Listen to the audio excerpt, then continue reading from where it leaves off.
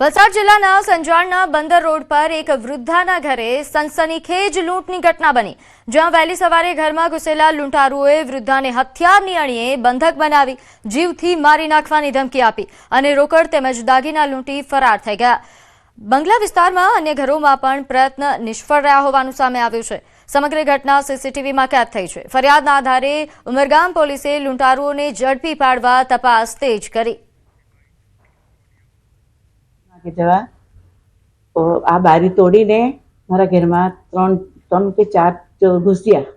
અમારી રૂમમાં ચાવી ગયા, લાઇટ પાડી ને એ લોકો કબાટ જ કબાટમાં ચાવી અંદરમાં જ લટકતી હતી, એટલે ચાવી લઈને કબાટ ખોલવા માંડી. એટલે મારી ઊંઘમાંથી ઉઠી નું જોયું કે આ કોણ હશે મારા ઘરમાં. હું તો એકલી સૂતી હતી. એ લઈ ગયા છે 90,000 રોકડા ને મારી પાકીટમાં 500, 600, 700 રૂપિયા હતા. 600 રૂપિયા ઉપર હતા તે લઈ ગયા. તેમાં આધાર કાર્ડ બી છે. તો અરવલ્લીના ભિલોડામાં ચેન સ્નેચિંગની ઘટના બની, જ્યાં વૃદ્ધ મહિલાના ગળામાંથી સોનાનો દોરો ખેંચ્યો. બાઇક પર આવેલા ઈસમો ચેન ખેંચીને ફરાર થઈ ગયા. અંદાજે 4 લાખનો સોનાનો દોરાની આ લૂંટની ઘટના બની છે, જેમાં ભોગ બનનારે હાલ પોલીસ ફરિયાદ આપી છે. આ સમગ્ર ઘટનાના સીસીટીવી ફૂટેજ પણ સામે આવ્યા છે, જેના આધારે હવે પોલીસે તપાસ તેજ કરી છે. મહિલાના ગળામાંથી સોનાના દોરો ખેંચીને બાઇક સવાર ફરાર થયા છે, જેમને શોધવા માટે ચક્રો ગતિમાન કરવામાં આવ્યા.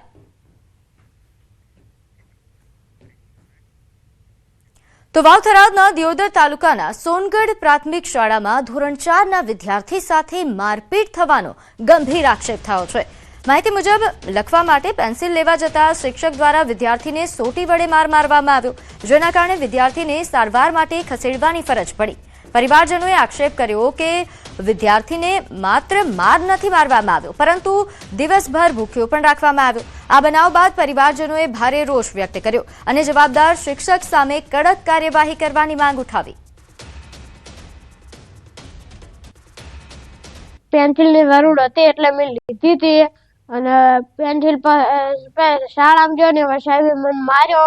પછી સાહેબને પેન્સિલ પાછી આલી પડી. 2 વાગે ખાવાય નતું દીધું અને ઘરે આવ્યો ને એટલે મારા પપ્પાને કીધું. મારા પપ્પા 10 વાગે દવાખાને લઈ ગયા અને દવાખાને ગોળીઓ આલી હતી. પછી ગોળીઓ લીધી હતી અને હાથે ગોટી લાગી હતી અને મોઢા ઉપર થોડી હતી. તો તમે આર્યો કોઈ મીટી દેતો ને કે તમને બાસુરીનો કેસ તમારા ઉપર લાગુ કર્યું, તો સાહેબ હું એક મજૂરી કરું છું અને આ મજૂરી કરીને મારું ઘર હેડાડું છું અને તો બાસુરીનો કેસ લાગે મારાથી કોઈ પૂરું થાય એવું નહીં સાહેબ.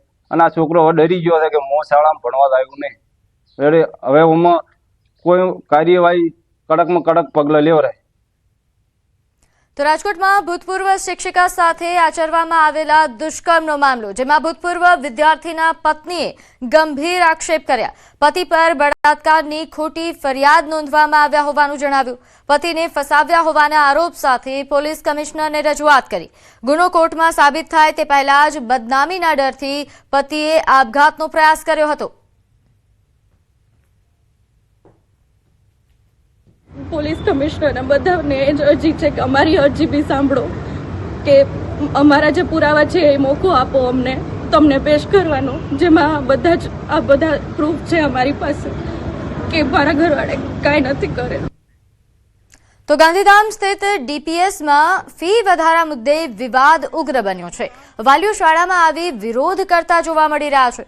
નવા શૈક્ષણિક સત્ર માટે સ્કૂલ દ્વારા ફીમાં અંદાજે 12% થી 22% સુધીનો વધારો જાહેર કરતા વાલીઓમાં ભારે રોષ ફાટી નીકળ્યો છે. એટલું જ નહીં, ફી વધારાની સાથે સાથે સ્કૂલ દ્વારા ₹12,000 જેટલી નવી ટેકનોલોજી ફી પણ ઉમેરવામાં આવી છે, જેને વાલીઓએ અયોગ્ય ગણાવી વિરોધ નોંધાવ્યો. આ મુદ્દે મોટી સંખ્યામાં વાલીઓ સ્કૂલ ખાતે રજૂઆત કરવા પહોંચ્યા હતા, પરંતુ તેમને અંદર પ્રવેશ ન આપવામાં આવ્યો હોવાના આક્ષેપ થઈ રહ્યા છે. શાળાના ગેટ પાસે વાલીઓ દ્વારા વિરોધ કરવામાં આવ્યો. और आज की मीटिंग का डेट था 28 को. हम लोग वहां पहुंचे हैं. करीब 2 घंटे हो चुके हैं, अभी तक कोई रिस्पांस नहीं आया है. इवन यहाँ तक कि कोई रिप्रेजेंटेटिव यहाँ पे प्रेजेंट नहीं हुए हैं. हम लोग ने उनको ये फीस का हम लोग को मैसेज जब आया कि हाइक की है, टेक्नोलॉजी फीस ऐड की है 12,000 की और सेशन फीस हमारी बढ़ा के 16,000 से 19,000 की है, हम उनको 6 मार्च से रिक्वेस्ट कर रहे हैं कि प्लीज आप हमको इसका जस्टिफिकेशन दें। अभी हमारी फीस इंक्लूडिंग ट्रांसपोर्टेशन 1,30,000 जा रही है, तो हमको उसका जस्टिफिकेशन चाहिए।